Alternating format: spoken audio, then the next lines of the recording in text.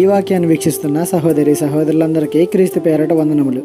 ఈరోజు వాక్యం ద్వారా దేవుడు మనతో చెబుతున్న మాట, వారేక మనస్కులై ప్రతిదినము దేవాలయములో తప్పక కూడుకొనుచు వచ్చిరి. అపోస్తలుల కార్యములు 2వ అధ్యాయము 46వ వచనం.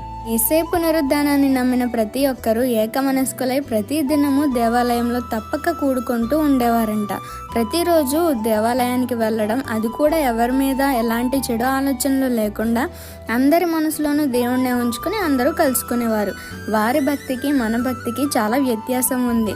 వెళ్ళేదే వారానికి ఒకసారి, అది కూడా మనసులో కుళ్ళు కుతంత్రాలు పెట్టుకోవడం, సాటి సంఘస్థులపై నిన్ను నువ్వు చూపించుకోవడానికి సగం సంఘానికి రావడం, నీ పనులన్నీ ముగించుకొని చర్చికి లేటుగా రావడం, చర్చికి వచ్చాక వాక్యం వినడం మానేసి సోది చెప్పుకోవడం, ఫోన్లు చూసుకోవడం, నిద్రపోవడం, మైండ్ ఆబ్సెంట్ బాడీ ప్రెజెంట్ పొజిషన్లోకి వెళ్ళిపోవడం.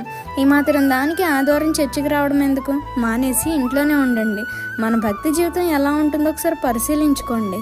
ఈ చిన్న సువార్త పరిచర్యలో మీ సహోదరులు. God bless you. ఆమేన్.